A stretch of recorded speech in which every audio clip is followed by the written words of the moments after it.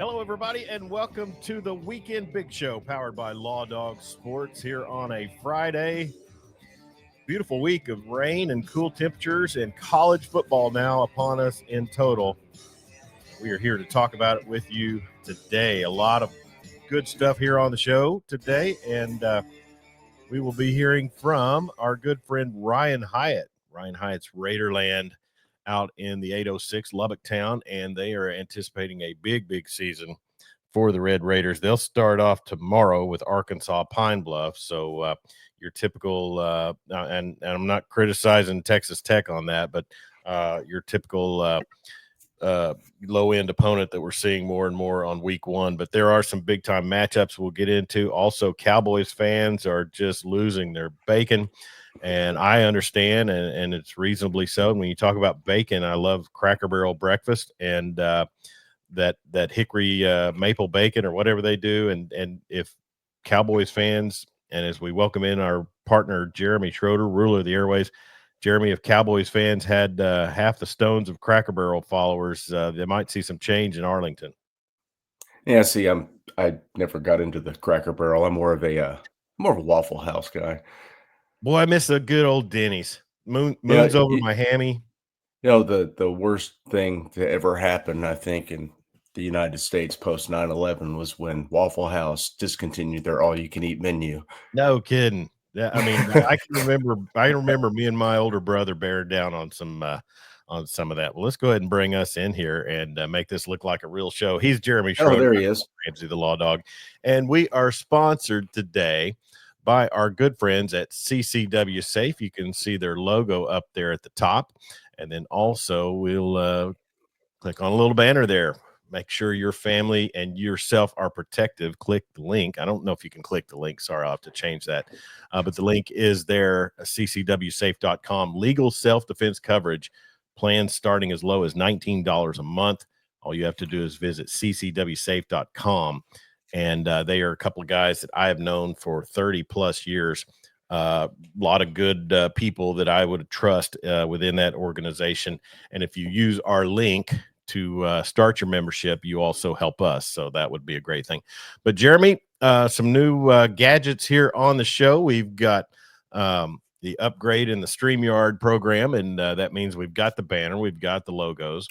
We'll have some other sponsors we'll mention here on the show today, but also we are streaming to Facebook and YouTube simultaneously. And so be sure anybody who wants to jump in with some comments, do so right there on the streams. And I was going to put in the tweets. I was going to get us on the tweeter, but I let my blue check expire. And I'm really kind of 50-50 on that. And you can't stream to Twitter unless you got the blue check. So, oh my goodness. Yeah, I didn't know. I was not aware of that. Yeah. Well, a lot to get into today. We'll get into the Dallas Cowboys, Micah Parsons fiasco. Then we'll also talk some OSU Cowboy football as they got their opener last night, a 20-point win over UT Martin, which we'll kind of go over some things with that. Looks like Cowboys might have, I mean, if the guy can replicate what he did last night, they might have a new star receiver from the D2 ranks, which is pretty cool. But right now, let's go ahead and go and, you know, when we were on in Seymour, Jeremy, we would talk Texas Tech quite extensively, especially when Corey Hogue was with us, because he covered the Wichita Falls area, and several Wichita Falls products would head out west to the 806. But we also relied heavily on Ryan Hyatt, and he streams nightly every evening at 6:30. Follow him on Twitter, Facebook, and YouTube, Ryan Hyatt Media. And let's go ahead and bring in the one and only Ryan Hyatt, the voice, our voice of Red Raider football and sports in the South Plains. Ryan, how you doing, bub? We're doing pretty good for the shape we're in. It's Friday. It's game week. It's hat day on the show. So I wanted to fit in. Jeremy's the guy, and you fly solo, but Jeremy's the guy with the Jimmy Garoppolo type locks, and I'm kind of chrome dome here, so I keep with the hat. Jeremy's probably a 60-40 hat guy. It's early, you know. I just got out of bed. It's my day off, so there's been no prep. The gym was rough this morning, so you know we have not been yet. But Ryan Hyatt, we appreciate you coming on here. And like I mentioned, you do your nightly stream 5 nights a week. And I'm just gonna give you extra credit because the Friday evening 6:30 stream, that's some dedication, brother. Well, we took a few years off from doing that when my son was playing high school football. So I feel like, all right, we got Friday nights back. If I'm home, why not give somebody something to chew on while they're going off to the game or wherever they may be. So yeah, and again, it makes my wife think I still am moderately employed. So there is a method to the madness. There, in retirement from police work, I find that you're on to something there. Jeremy works like 6 jobs between. I wish my wife thought I was moderately employed, but I don't think she does. But anyway, so you do some great content on there, and I hope you don't mind me jumping on there, bugging you too much. Oh, that's great. We appreciate everybody. Ryan Hyatt Media is the Twitter page that you should follow. And, I'm going to say this, your email address, I maybe haven't sent you an invitation email in a while, but it's got the phrase Rhino in it. So were you a Ryan Sandberg fan? I was. He was really probably the last sports hero I had. We all reach a certain age, and whatever that is, you go from having sports heroes to just being a fan and liking guy. Like I was a fan of Brett Favre. I was a fan of Tony Stewart in NASCAR. But Sandberg, he was the guy. But I was called. They started calling me Rhino when I was right out of the womb. I was an early Rhino adopter. Yeah. Well, and we talked a bit about that on a previous show, and Jeremy's our resident Cubs fan, although we have several listeners who chime in with the Cubs love as well. But I tell you, Ryan, and I'm trying to think of the last time we had you on the program, but I don't think the Cody Campbell influx of support had reared its head to the extent that we know about it. So talk about what Lubbock and Red Raider Nation has been like in this last, 4 or 5 months?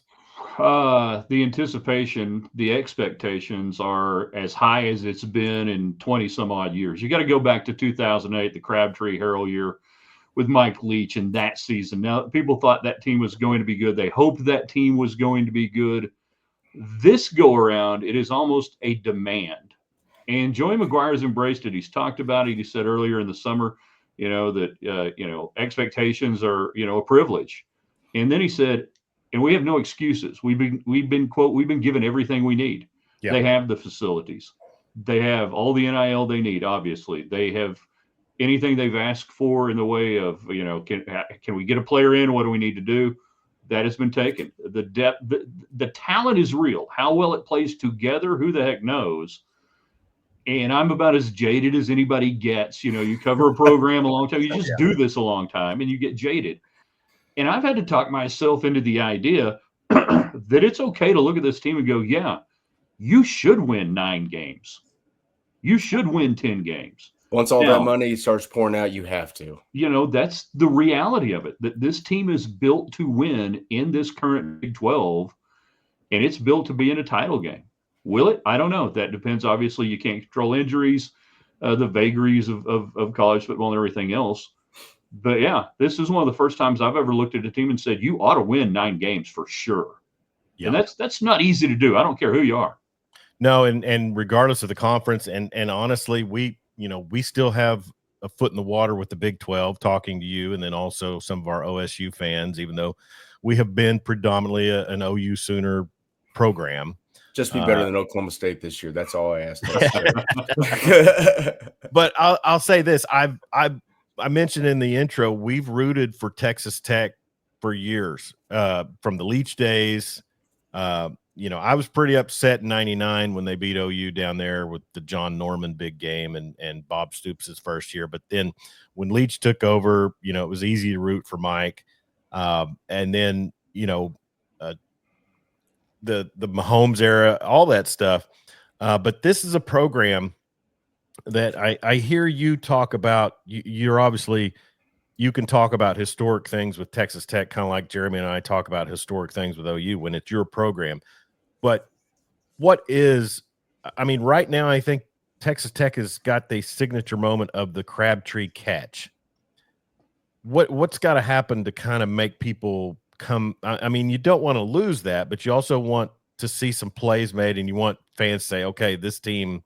You see where I'm going here with the Yeah, question? no, I totally do. And I would liken it a little bit to the evolution of Texas Tech baseball and some really great teams, but they never made it to Omaha. Great games that were played in the postseason, but they weren't played in Omaha. For a program to elevate like Texas Tech, their greatest moments need to be in title games. They need to be now in this current structure. It needs to be a defining moment in a college football playoff game. That really is that step that it's a championship moment, not just a, hey, that was really nice to beat Texas that night. Cool. And then, 2 weeks later, you walk into Norman and look like you've never seen a football. That's what I would say is that elevation of the program is when did your big moments occur? Yeah. And I think Arizona State, for all of their, lackluster performances throughout the years, they were never anything really special in the Pac-12. They come in and one year in the conference, and they go to the playoffs, and then they have a loss, they have a moment where, people look at it as like they almost took down Texas. Yeah. Just don't play cover zero. How impactful is that Quentin Joyner injury going to be? Yeah, that's the question coming out of what do we call it now? Training camp? I don't even know what we call August workouts. Fall camp in the summer. So they it's a domino effect on Joyner. I think he was going to be really productive. He was an every down type back. They really liked his pass protection, and that's huge to help keep Baron Morton healthy. He's got to be healthy at quarterback. They wanted to utilize 3 running backs, but I think Joyner was going to get the majority of the touches. So what it does is now Jacoby Williams, who is one of the returning running backs, really good, lightning quick. They had impact as their major return guy. Not anymore. You can't have a risk now with just 2 healthy running backs that have any proven quantity. You can't put Williams out there on the return. So it in my mind, it hurts your special teams more than it hurts your running back room right now. Yeah. Yeah. And when you talk about that 2008 season where Texas Tech rolled into Norman and, like you mentioned, acted like they'd never seen a football before. That was also the season that Bob Stoops decided DeMarco Murray should be returning kicks and lost him before the Orange Bowl. So I was about to mention that. Me and Jeremy are on the link here. You got the Canada Dry. Nice.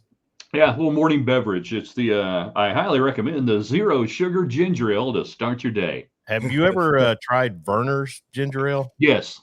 Yeah, that's some top shelf stuff. I can be kind of like a ginger ale and root beer snob if we need to be. That's I find it bourbon is extremely expensive and extremely painful the next day. So I'm a bit of a ginger ale snob. Connor Carr, our resident Razorbacks fan, says, coming from a Razorbacks fan, I feel him on a level you two don't understand. Well, starting to. But here's the thing: we're entering a time in college football, Ryan. Oh my God. I don't know what that is. Is that you? Anyway, maybe the washer started somewhere. I don't know. Oh, it could be my AC that just kicked on. Oh, okay. The AC in the office. See, I thought y'all had no humidity out there and you just worked on water coolers. Oh, yeah. Hey, we were about to have our 4 days of rain. Our annual rainstorm is coming up. It's been raining here all week. Yeah, we've been in it. But Connor brings up a good point. In this day and time, we talk about old guard, we talk about blue bloods, but all it takes is a high-end coach and a program that can pay the money to keep the coach, and then also do what they're going to do as far as facilities, recruiting, things like that. In 10 years, and I kind of try to ask Bill Connolly this when I had him on the show, but in 10 years, could we be looking at Texas Tech as one of these Johnny-come-lately blue bloods? Could. The money's not going to be going anywhere. The facilities are going to remain solid. Obviously, coaching, recruiting, and all of that. I think when we analyze that far out now, we look at it from a standpoint. We couch everything under the current landscape. What will the current landscape be 5 years from now?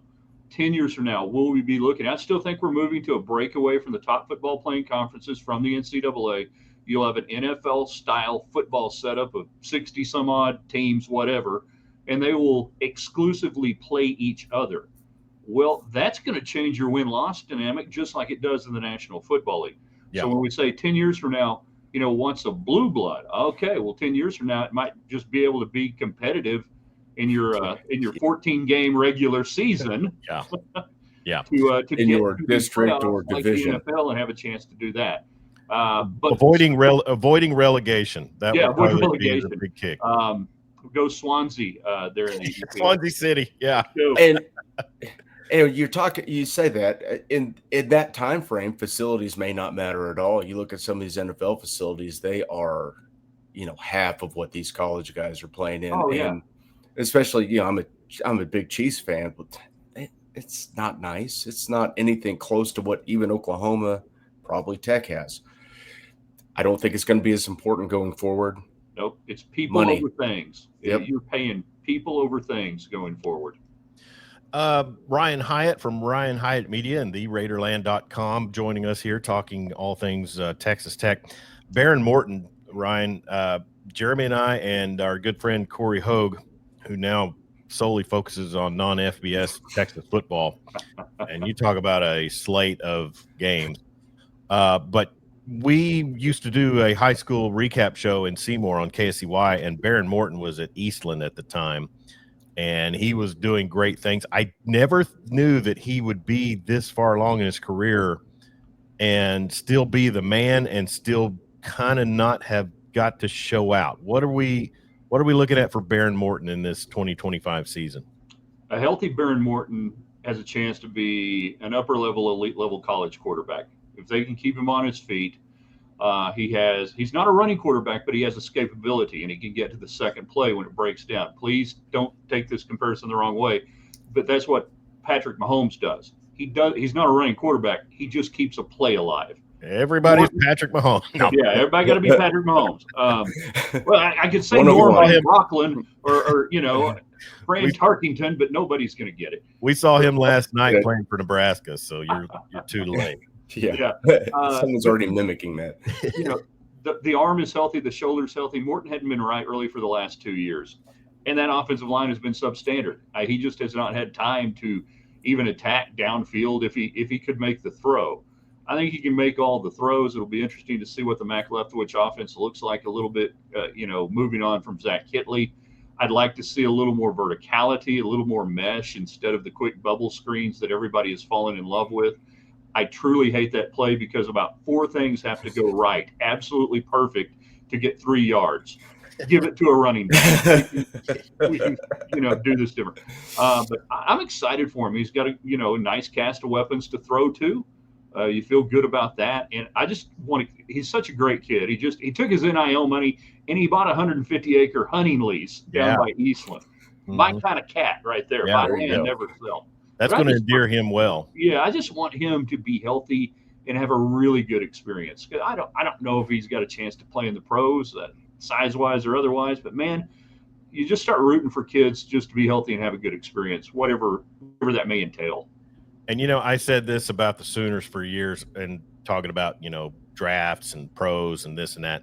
I could care less if OU never had another draft pick in the first round again. If they're reeling off 10 wins a year, sign me up. I could, just be good while you're here. We do not care. That's right. But we do know that NFL prospect label, helps with, the program and the play. Defensively, a kid that we also used to talk a little bit about from Wichita Falls Rider, Jacob Rodriguez. He's kind of leading up the leadership part of the defense, and I think the front 7 this year, Ryan, for Texas Tech is kind of being looked at as maybe being able to get some things accomplished. Yeah, serious upgrade, and that should really help the linebackers like Rodriguez, Ben Roberts. You got John Curry out there that kind of will play a hybrid strong safety type look. He's just one of those guys you just got to get him on the field. His grandfather, John Ayers, played at WT and was a huge part of the San Francisco 49ers offensive line in the 80s, playing guard for Joe Montana. So he's got bloodlines in him. His mom, Jolie Ayers Curry, was a Lady Raider in the early 2000s. So You got Curry is the name. Watch out for the name Curry. But yeah, Rodriguez is just a full-grown man masquerading as a college person. His leadership is tremendous. You mentioned the front. You get David Bailey on one side, and he's going to demand a lot of attention. Remember the name Romello Height. I think Romello Height might just lead this team in sacks and might lead the Big 12 in sacks. He's going to be unaccounted for coming off that, offensive right tackle side a lot of times. And he's one-on-one, he's darn near unblockable. Yeah. Either that or the line isn't very good. But I think that he's the guy that they can play some concept games with while everybody worries about Bailey. And Romello Height, I'm expecting a really nice year out of him. No real reason that Texas Tech should not be 3-0 going into September 20th and a trip to Salt Lake City to take on what I find on social media to be the Red Raiders' new hated rival. I don't know if Utah's trying to who knew? jump in on that, but they go to Salt Lake City, and my automatic response anytime the University of Utah is brought up is from my cousin Vinny. What is a Ute? Who Utes? Yeah. How's Cam Rising looking this season? It's day to day. It's really day to day. Yeah. Thanks for asking. Day to day on the injury report.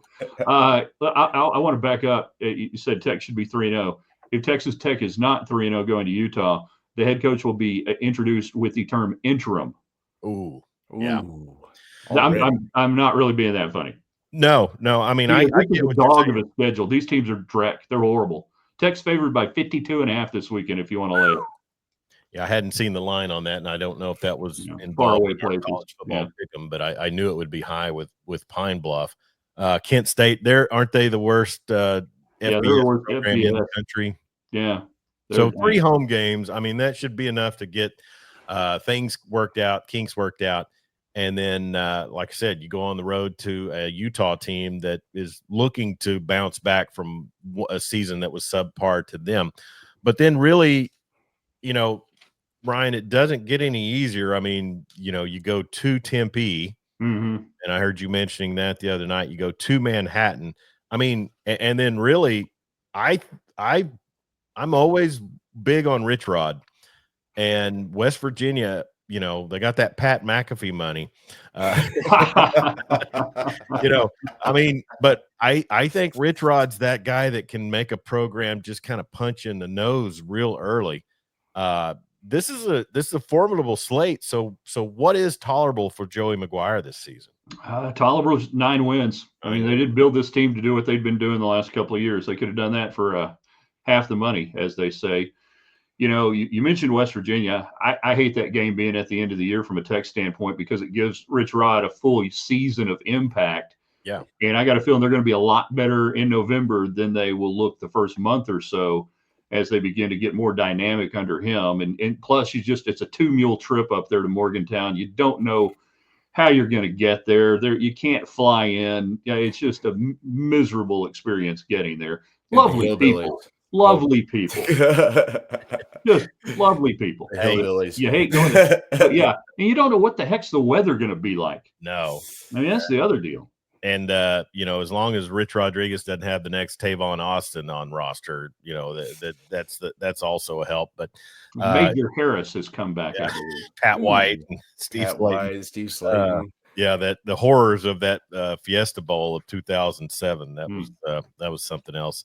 But no, I foresee great things for Texas Tech this season. And really, when you look at it, Ryan, if you're not going overtime, in a big 52-51 shootout with Pine Bluff, then you've already started off better than last year. Absolutely. I've blocked that from my memory. There's no Maverick McIver on the other sideline. Yeah, we were doing our college football post game last week and just reminiscing of the days when Maverick McIver occupied a Texas Tech number, and he was leading the Hilltoppers. Yeah. So that seems to be kind of West Tech or Texas quarterback rehab out there. The Bailey Zappies of the world, and Kitley got going out there. But no, it's going to be a fun season. Our rankings. Rankings don't matter, like we always say, but they're out there for fodder. But no, what do you see? Do you see the Red Raiders playing in the Big 12 championship this season? No. I don't. Wow. And a lot of it goes back to the schedule. And I hate saying that, but the margin for error in this league, I think, is going to be one loss. That both teams in the title game, I think, will probably have a loss. But somebody, and I hate saying it, but with the schedule, it could be Baylor, could get there. Tech does not play Baylor in the regular season. But you've got a couple of elimination games, I believe, with Tech and Kansas State and Tech and Arizona State. And they're both on the road. You can only get two of the. We talk about the balance at the top and all these teams and draw a name out of a hat from about 6 teams that could get to the Big 12 title game. The Tech schedule, though, is an elimination series of games. They're going to have to beat both Arizona State and Kansas State on the road to get to the Big 12 title game, not to win the Big 12, to get to it, in my opinion. And I can't get there just yet. That I think it's going to be a tiebreak situation for the Red Raiders. And I hate to say that, for any of the Tech fans that are watching, but I just still have a hard time just penciling in 10 wins right off the bat. Yeah. Well, we'll hope for you, and we'll be paying attention to your nightly broadcast on Twitter, YouTube, and Facebook. Ryan Hyatt Media is the place to follow, and the Raiderland.com. And, to leave on a bit of levity, Brian, I always kind of chime in on, try to chime in some funny. But then I think the three of us all follow Super 70 Sports pretty hard. But it's just always fun to be able to see somebody who kind of has the same sense of humor, which is really what brought me and Jeremy together, laughing and making fun of the same stuff at all the time. But what is it, back kind of on the Lubbock thing, what is it that you foresee? Is it IPA bars? Is it bookstores? What is it that you foresee is going to bring Lubbock into this new realm to where Texas Tech flourishes in college football? IPA bars. Is it smash burgers? Is it what? It's everything that comes out of the ground, oil and cotton. That's right. I mean, it's Landman University, baby. Yeah, and I think we've complained with you, alongside of you, about the Puff Fund in the past, right here on this show. But you all went out and got your own Puff Fund. His name's Cody Campbell. Yeah, I mean, it's like the old adage, why become a senator when you can just buy one? Yep. I like it. Well, less rules that way. I'm telling you. Well, listen, we'll be looking forward to following you and following the Red Raiders. We still, like I said, we talk a lot of SEC on this show now, because it means more. Yeah. But we still got our foot with the Big 12, and we'll be following that. And hey, we'll be saying a prayer for the health of Baron Morton all season. That is for sure. Appreciate it. Love coming on. You guys just let me know anytime you want me on. We'll throw a cap on and jump in the studio. Awesome. We'll do. Ryan, thank you so much, and we'll talk to you real soon. You got it. Be well, guys. All right. He's Ryan Hyatt from theraiderland.com and Ryan Hyatt Media, and is the Twitter handle. And I tell you, Jeremy, really with Texas Tech, kind of jumping up to become that Big 12, to kind of fill that void of OU and Texas in the Big 12. I mean, I should have asked Ryan this, but I think we all know the answer. What's a team do once they become the hunted instead of the hunter? It's the burden of expectation. Definitely. And it is a killer. And I used to say, when they fired Kingsbury, I think we said right here on this air, I think we were on the air when Cliff got the boot out of there. Yeah, we were. I said, okay, you got rid of him. Now who do you go get? Yep. Because at the time you're Texas Tech, and they weren't offering a humongous salary to a coach or providing, and it's an outpost of college football. Yeah. And it can be hard to recruit to, but now we live in a different world. We've talked about this in the past. It was so hard for, you look at Blacksburg, Manhattan, and Stillwater, and that's 3 programs that have had success over the last 20 years. And then sometimes certain rules or whatever would affect that. But now, I think it's just open range. So, let's see them go. I'm interested to see how this works out for college football and for programs like Texas Tech. Yeah, and I wanted to ask Ryan this, but we didn't get to it. Oh, sorry. Oh, it's okay. Does watching Boise State last night give you any pause in believing in what Arizona State can do? Replacing a player as impactful as Ashton Genty, Cam Yeah. Scatterbo, Scatterbo, Genty, I see the connection. And in a tough league, a really good league, a balanced league, Yeah. like the Big 12, you have, Scatterbo was fantastic. He, Mhm. he did everything for that team, especially in that Texas game. Threw passes, caught passes, Yeah. threw up on the field.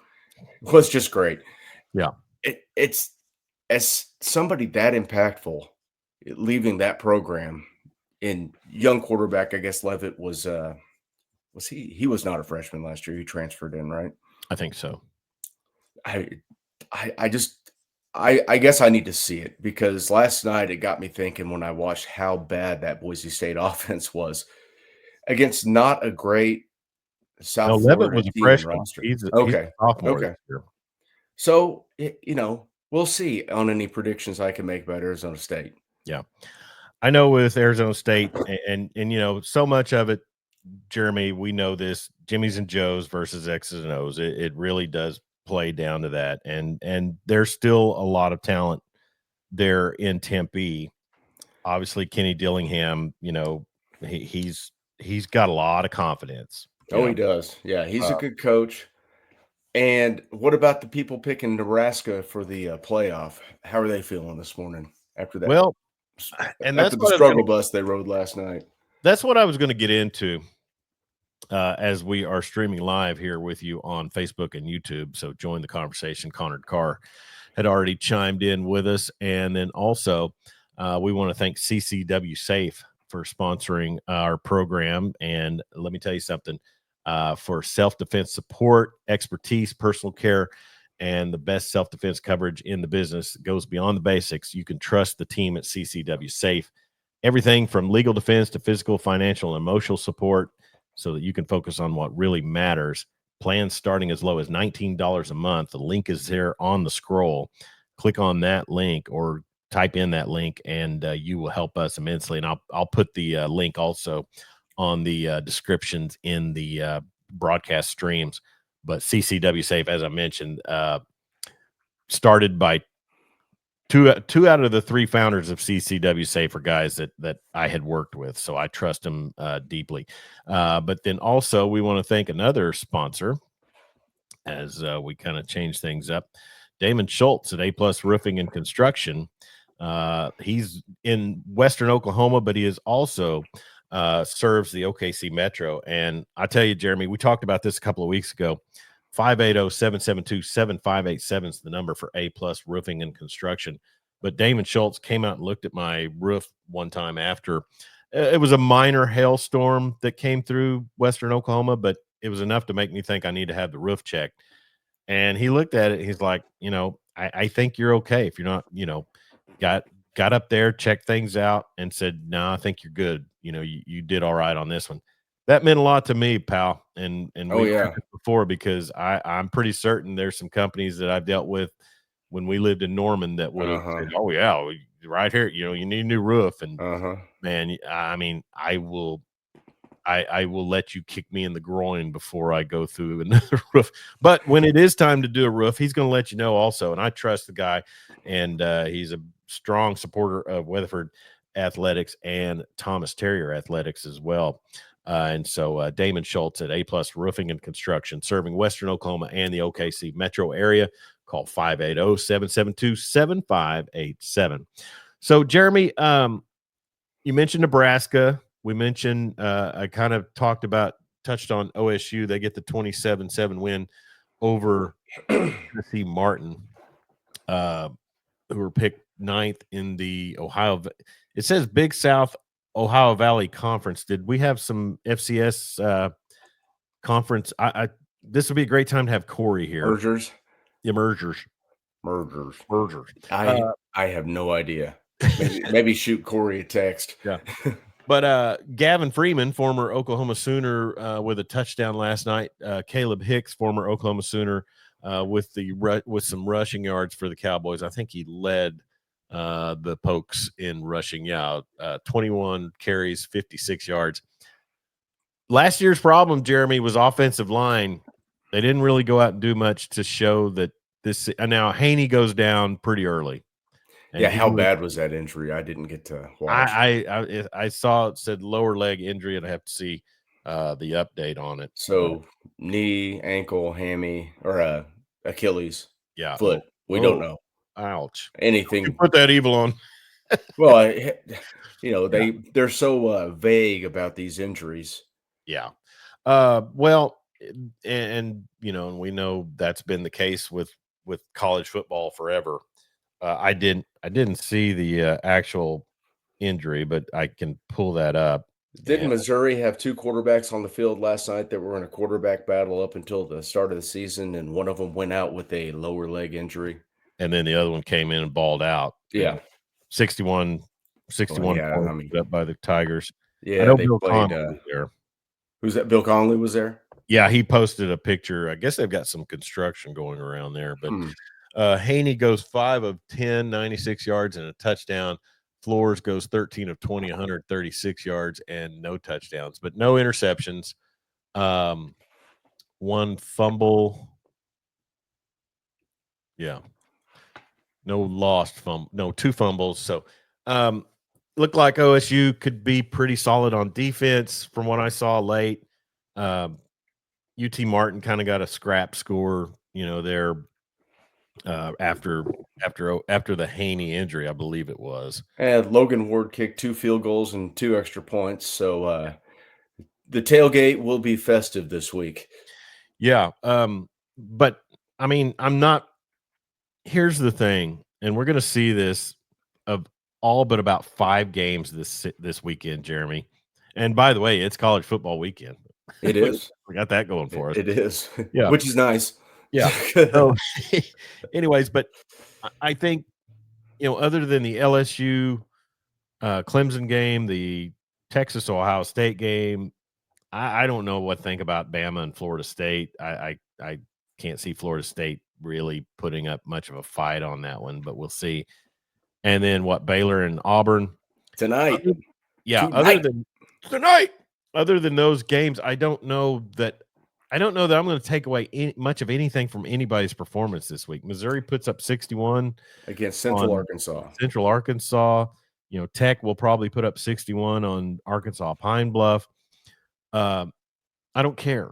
I mean, it's great to have it back, but it means nothing. I mean, yeah, you need to go out and I'll say this. How many are a wet blanket? No, what I'm saying is, it's like the Shadur Sanders argument. He balled out in the very first one, then he sucked in the second one. Neither one of them tells you what that player can do. No, it doesn't. No, I mean, we got to get into the meat of the season, but these games are still important. Well, you want to go out and execute. That's kick. But you don't want to lose to Central Arkansas. But losing's bad. You brought up Nebraska. I mean, that's a high profile game on a Thursday night at Arrowhead Stadium with all the fanfare. Matt Rule, I promise you, will have that team ready to begin Big Ten play. I mean, I'm not playoffs. I don't know. I mean, with this season, really, who knows? But I'll just say this: close win, get it. It doesn't matter. I don't know. To me, it's like non-district play in high school football. You'll glean some things from it, but you're not going to know till they get in the heart of it. Yeah, and I'm sure Nebraska just needs to gel. They brought in a ton of guys in the portal. Yeah. Williams Nwaneri and, former Sooner Deshaun McCullough, who had a nice pass breakup last night. Yeah. Yeah, it's too early to tell with them. Yeah. Now, I mean, you can still be concerned, but if you can't block, you can hedge that with, but it's early. We've seen especially teams here locally where they couldn't run the football at all. Yeah. Early in the season, the O-line hadn't gelled yet. And late in the season, you look at that O-line and it's like they brought 5 new guys in. Well, they're the same guys. They just gelled. Give it a Well, little time. and Cincinnati, I don't think. I mean, it's going to be. I mean, that's the thing. I think we're looking at with the Big 12 is that that those middle of the pack teams are not going to be just bad teams. It's just weird. Cincinnati threw the ball for 69 yards last night. Mm-hmm. Turned it over. Had an interception. Former Sooner Tawi Walker. Yeah. 7 carries, 53 yards. Their quarterback is a runner, apparently. I didn't. Yeah, 13 for 96. Didn't know a whole lot. They ran for 200 yards last night against Nebraska. Yeah. So therein lies the reason why that score is 20-17, because Cincinnati ran the football. Mm-hmm. And Nebraska had 113 yards. One guy had 108 of them. So they have a bell cow, 25 carries, Emmett Johnson. And, we'll see. Big Ten play is going to be a completely different animal. There are a lot of good teams in the Big Ten. In the upper half, there's some really bad teams in the lower half. You still have your Rutgers, your Marylands. It's a long season. It is. It really is. Yeah. And, and I believe in Matt Rule. I until I received knowledge to not believe in him, now granted, I mean, the pros obviously. Hey, Steve Spurrier failed in the pros. Saban chose to fail. Saban got the heck out. All right, so some comments on the streamlines. Dan Narva, man, I'm missing the memo on the last 2 shows. Good morning and happy Friday. Yeah, I think I put out a big promo for today's episode. So be sure, and if you want to follow us, set your notifications. And then Connor Carr says Chuck is a Scrooge. Sure. And then he said, don't say it, Jeremy. What? I don't know. Was it the wasn't it? Oh, I don't know. So anyways, so back on the OSU tick, they go out and I tell you, the Terrell Davis kid from the transfer from UCO, 2 receptions, 75 yards. He showed that he's got some wheels. With Meacham there and the way Gundy can kind of help put together an offense, I would foresee that somebody will step up and make big plays in the passing game for that squad. They're not going down like they did last year. No, you got to think they're going to be better. But you got to have a guy that can get them last year. Yeah. Sure, yeah. They've got a third of their wins already. Last year, so. Wow. And somehow, even at that, they defeated Arkansas in overtime last year. That's Michael Vick lost his coaching debut last night. Was Eddie George coaching for Bowling Green? He is, yes. That could be interesting. Yeah, and you have Mike Vick coaching Towson State. I didn't say Michigan State, Dan. Nobody says Michigan State anymore. I purposely omitted them. I don't want to alienate our fans. Well, the one thing about the lackluster so-called performance of last night for the Pokes is the fact that you get to go. And here's the thing: you blow out Tennessee Martin by 50, or you kind of play a sloppy game and win by 20. You're still going to Eugene next weekend and get ready.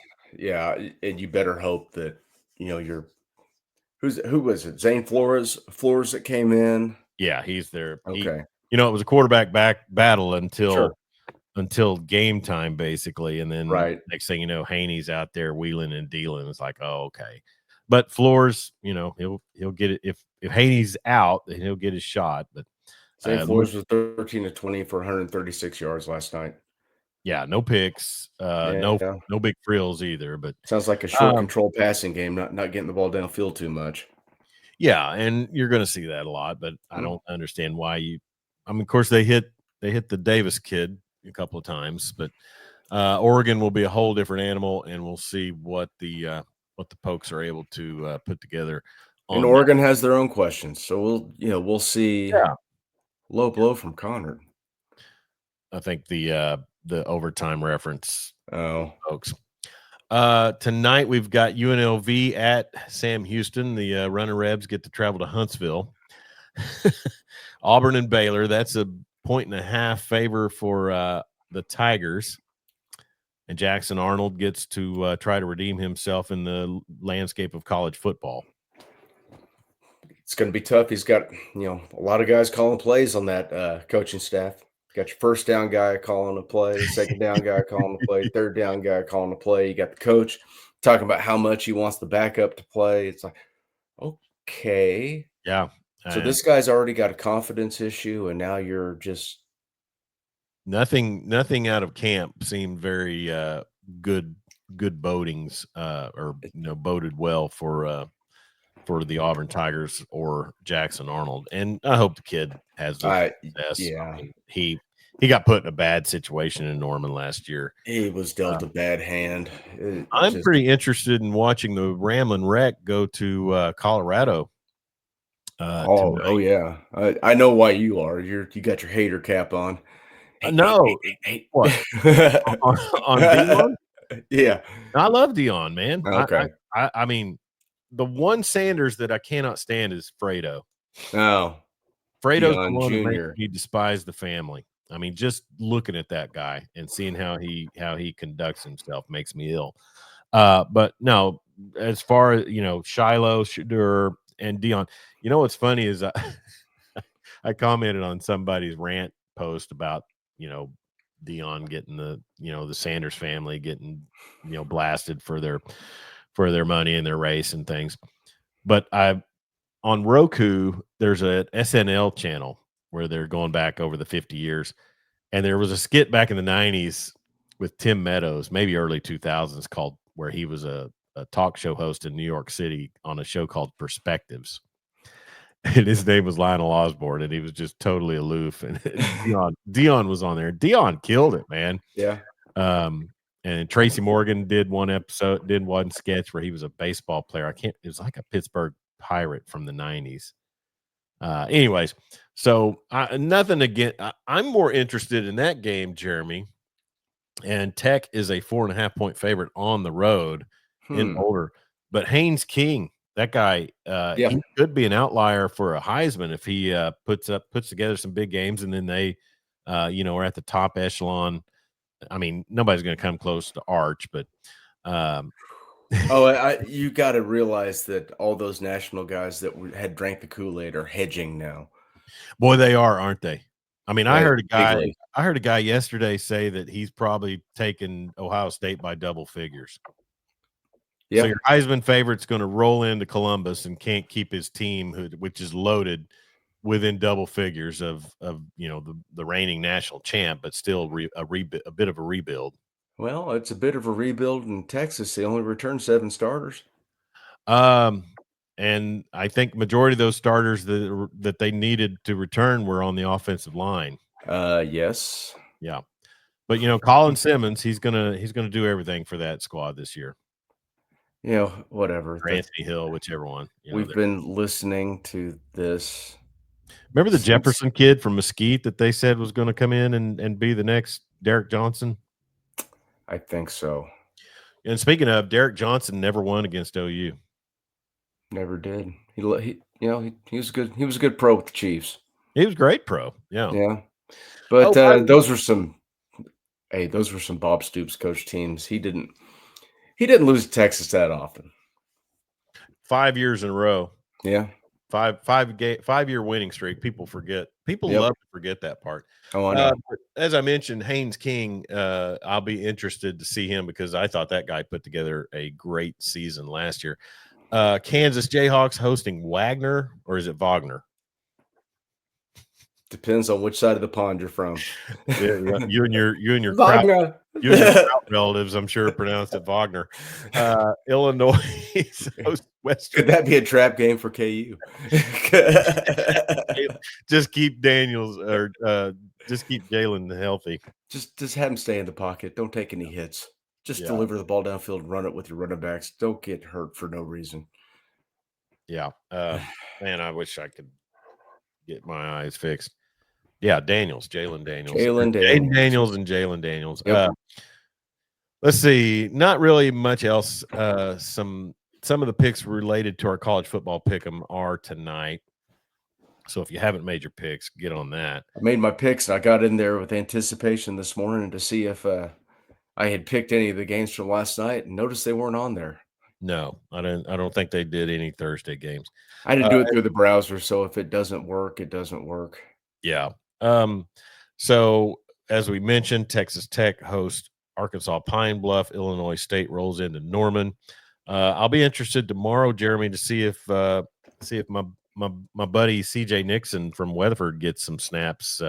He may. He I may. hope he does. That means they'll be up by 50. Exactly. I didn't see him on the too deep chart. But that too deep was all gamesmanship. You think?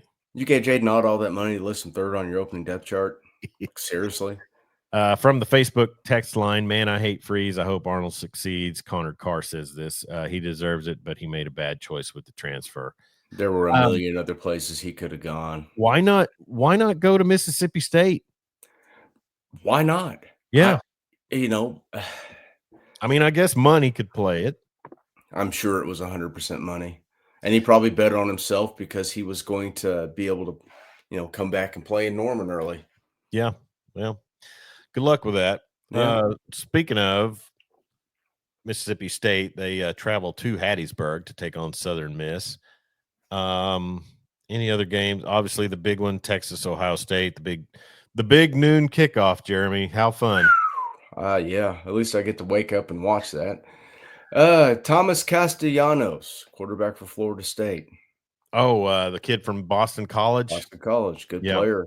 That'll Runs be around. He had some moments. I mean, Florida State's got some guys. It's kind of last year they brought in a bunch of transfers, didn't work. And therein lies the problem with the transfer portal. You can bring in all the transfers you want. If it doesn't work, are you really going to take that chance again? No. You took that chance again. Well, I thought it was interesting last night, and I guess I did not know this, but I think was it Ty Simpson, the Bama quarterback? His dad is the coach at UT Martin. Is he? Coach? Yeah, they mentioned that last night, I believe. Well, Ty Simpson's been at Alabama for 4 years. It's his time. Let's hope the kid has a good year, except for that weekend Oklahoma comes to town. Yeah, they need a big performance at QB. And I think a lot of people are saying that Bama's got it this year. I mean, I think you said people are hedging their bets on Arch. I think people are starting to look into doubling down a bit on Bama. I think reality's starting to set in. People have been tweeted, you guys have been talking Texas all these years. How many titles have they won? Mm-hmm. How many? Yeah. And choking in the big game, like a conference. Before 2005, it was like 30 years before they'd even finished in the top 5. Yeah. Dan Narva checking in and picked up on the Wagner reference, Ride of the Valkyries. I can't play that, Dan. We'll get copyrighted by the AI bots. Connor Carr, that Southern Miss game and the Mississippi State game could be a trap game for State. I think game's a trap game for State. They can't take anybody lightly. That is not a good football program. Well, after that loss by Boise State last night, where's South Florida? Are they in Tampa? Or South Florida is Central Florida is in Tampa. South Florida is in Jacksonville. No. Maybe USF is in Tampa. Central Florida is in Orlando. Oh, yeah. You're right. Because I remember when I looked that up one time, I think when Levitt was the coach there and they were playing OU. Speaking of Jim Levitt. Bring that up.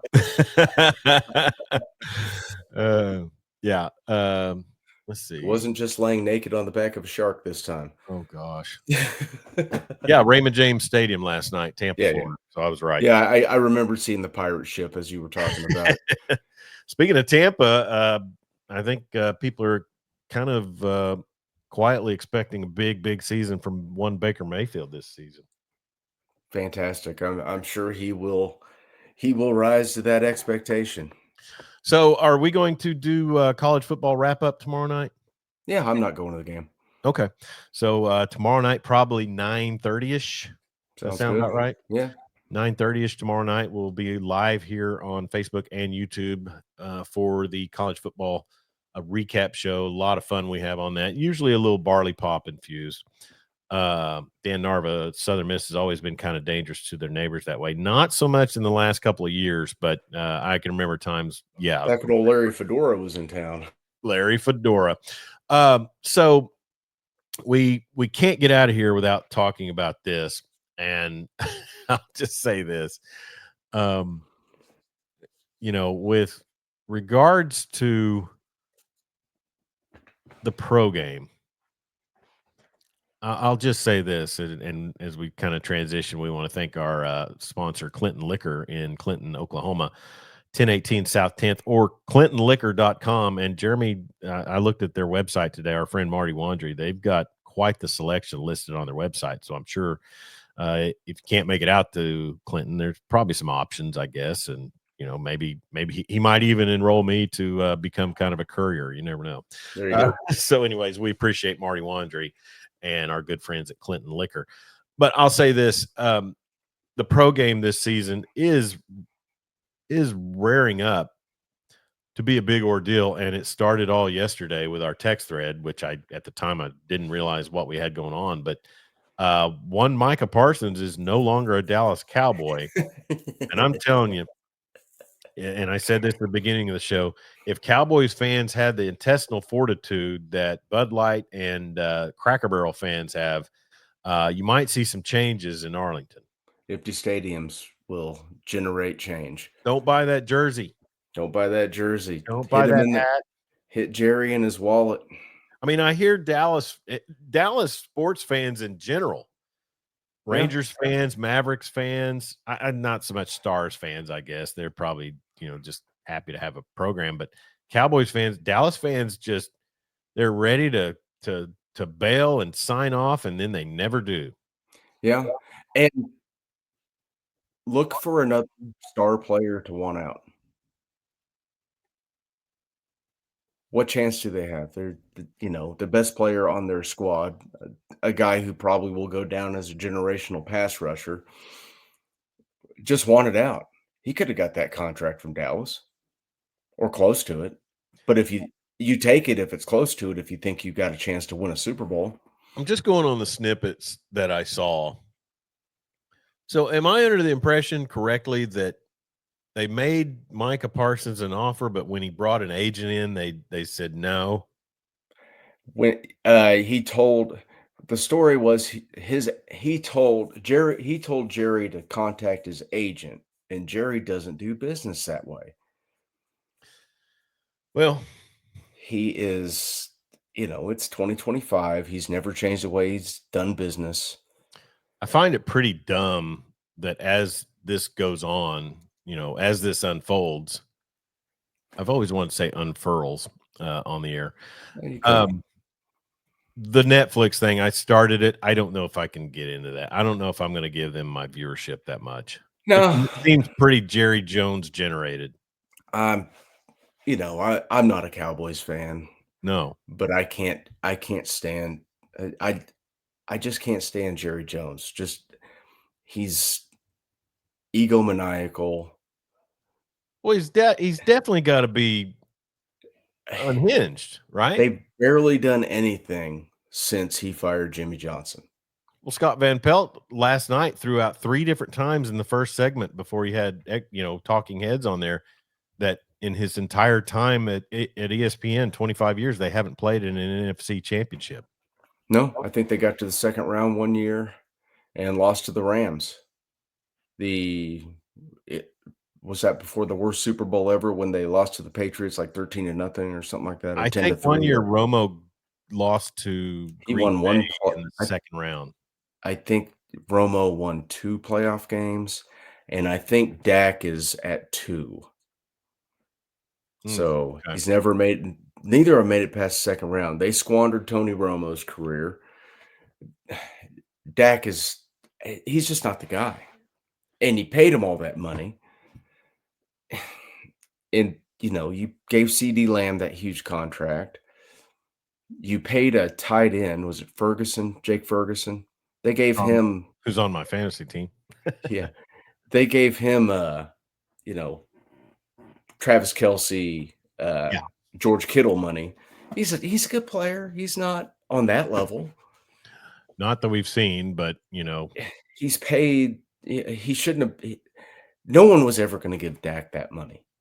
Did you see that Jason Witten's son is a 5-star? I did. I see he's going to be in Norman. Normantown. Yeah. Just thought of that. Linebacker. I mean, like I said, it's kind of like your Cubs fans, your fellow Cubs fans back in the day. You bitch and complain, but you still go to the games. Every game, yeah, I know, will sell out. And I know in Arlington, a lot of those seats are filled by the opposing team's fans too. Oh, sure, that's why they don't really have a home field advantage. No, I mean, tell you what though, and I said this in the text thread, pointed at Marty. Thanksgiving just got a whole lot less stressful. Yeah, you're probably right. And I thought it was funny last night after the trade with Green Bay. They get 2 first-round picks next season and a Pro Bowl defensive tackle. Yes, which I mean, by any you can paint that how you want to try to cope if you're a Dallas fan, but I just thought it was hilarious that the first thing I hear on the analysis last night is that GM's reaching out to the media saying we would have given him more. No, you wouldn't have. I find that to be horse hockey. Kenny Clark, who apparently was a Cowboy at one point. Yeah. Weird. Yeah. I mean, in the NFL, rushing the quarterback is of great importance. And if you can't do it. You had a great one. Never had less than 12.5 sacks in a season. Yeah. But whatever. So we'll see. Back on, I'll be following the Chiefs closer this season. I know I always kind of rely on you, but, I drafted Mahomes in the fantasy draft the other night. You're going to be watching them. 19 teams we've got this season, Jeremy. I think we started the first year we started the league. We might have 8 or 9. So, growth. Yeah. But anyways, so we basically, we've got to cope with Connor Carr, who's the defending champion. I was required to say that at least 4 times on the. And you just said it again. Draft. Yeah. We should be good there. But it was a lot of fun doing the live draft and we live streamed it. But man, it really gets slim pickings after about round 10. Well, when you got 19. Oh, well, I mean, after round 4, it's like there's not a lot left. There's not much left. And you're probably talking about guys that you wonder if they're even going to be on the squad. I think my backup quarterback is Spencer Rattler. Well, he's a starter. He may not be by the time you need a backup. Right. Yeah. But no, I always, and I'll probably copy and paste the Yahoo Sports AI wrap up of my draft. Because they send you a draft grade, and I got a C-, and I guess they said I said it was stretched to draft Mahomes in the 3rd round, I think. So, yeah, I got that when quarterbacks started flying off the board. So I was kind of halfway watching it when I was at work. So I just stuck a few guys in my queue so the auto draft would grab them. Sure, and. But it will be fun. We'll have some matchups and stuff, and then college football pick'em going on. I guess if somebody wanted to send me a message on Facebook or Twitter, I could probably get out an invite to you in time because, like you said, I don't think any of the Thursday night games were on. Well, no, I think Boise State and South Florida was on my slate, so might be too late. I don't know, but it's just one of those things that I'll follow the Chiefs a little closer now. And Connor says I'm just keeping up with the soon-to-be Travis Swift. I believe he's going to be keeping up with one Ethan Downs, who signed with the Chiefs 52-man roster this week. James Winchester, son Yep. of the late Mike Winchester, The great Creed Humphrey. So Hollywood Brown, is he still with the Chiefs? He is. So some OU ties there we'll keep track of. And if I do have Patrick Mahomes as a quarterback, what do they got to do to get him kind of back up in that realm of where people say, Did you watch the first half of the Bears preseason game? No. Just if you can find the highlights, that's what they need to let him do. Sit in the pocket and throw the ball downfield. And then he can do all the other stuff he does. But they were taking shots, guys were getting open. You're talking about Caleb, you're talking about Mahomes? Uh-huh. Okay. He played like I thought you were talking about Caleb Williams doing that. No. Mahomes played like 4 or 5 series and looked great. Yeah. Delivering the football. So he's got continuity with the receivers this year, which he didn't have last year because he didn't play in the preseason last year. When does Rice come back? Or I think Marty said he's playing the first 4 games. See, I've read that he's suspended the first 6 games. Then I've also seen where he's going to play 4, then take the next 6 as a suspension, and then come back at the end of the year. Okay. Which I'd be okay with that. Sure. Get off to a good start because they got a tough schedule opening up. Back on college football, and I know we're jumping around a bit, but we had to get the outrage of the Cowboys fans located in there, and then also our fantasy draft. But did you catch into my interview with Kerry Ross? Just snippets that you posted. Yeah. It's hard for me to keep up with stuff during the week. Clinton, Oklahoma product. Went to high school in Clinton. You're never a former Red Tornado, I was told. But anyway, went to OU, big OU supporter. Married to Dave Dombrowski, the general manager, who's now Phillies. Philly. Yeah, and they had a big night last night. Kyle Schwarber hit 4 bombs last night. He had a chance at 5 when who was it? The Braves they were playing. Yeah, put in the shortstop to kind of just finish out the game, and he was doing an ephus ball, and he popped it up. It's like, what the heck, man? But Schwarber making. Of course, they dropped a couple of tough ones to the Mets early in the week, so that's hard to say. But so anyway, Kerry Ross, she was an anchor on Sports Center. I found a clip from 1989 with her and Chris Fowler doing Sports Center, and their whole first 20 minutes of the program, Jeremy, was Pete Rose in court. I think he was still a manager. Yeah, he was in '89. Really takes you back, doesn't it? Yeah, it does. So, anyways, it was fun to interview her, and she was on the original College Football Game Day crew. Pino Cook and Tim Brando. Pino. Also, she was on KOCO Channel 5. I guess it was 5 Alive back in that time. Jerry Park, Mick Cornett, and Tony Sellers. Mick Cornett and his toupee on sports. Was he toupeeing it back then? He was in the late 80s. Yes, okay. He was. See, that was before my time here, and I think it was pretty obvious in the 90s. But I guess she missed out on the Robbie Robertson era at KOCO. He wasn't on sports there yet. But she posted a clip, and you can go watch the entire interview. But it was a lot of fun getting to talk to her, especially considering she was featured in some clips on the Lee Corso special, Not So Fast, My Friend. And that was pretty cool. I gigged her a little bit about the 80s, 90s hair, but we all had bad hair in the 80s. I mean, partially responsible for the hole in the ozone depletion. And I'll freely admit there were times I put some product on my mullet to give it that sheen, the wet look. But no, it was a fun interview. She's a very nice lady, and it was funny. The story is, and we touched on it a little bit, but the reading I did, and she kind of mentioned it, is that Benito Santiago was kind of what brought her and her husband together, because she was in Miami covering the Marlins. Her husband clocks her at walking in the room at a Benito Santiago signing.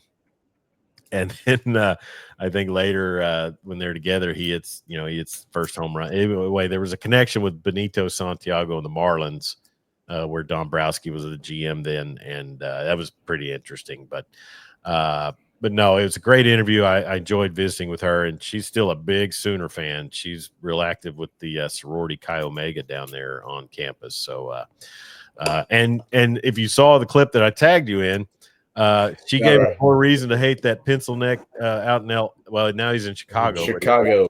He wasn't LI.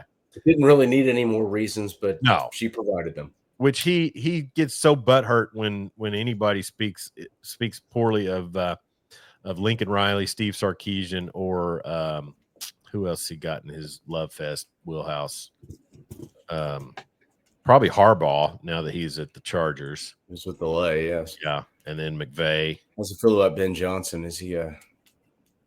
I'm sure he's going to take Caleb's side in anything. If it goes because Caleb's from LA, so. Well, you mentioned the Micah Parsons thing, and that's going to impact Caleb in a way. Oh yeah, they're in the same division. You get to face that twice.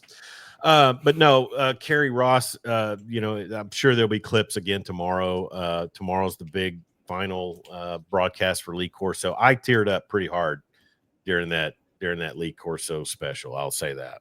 A lot of great memories of game day. As a young man.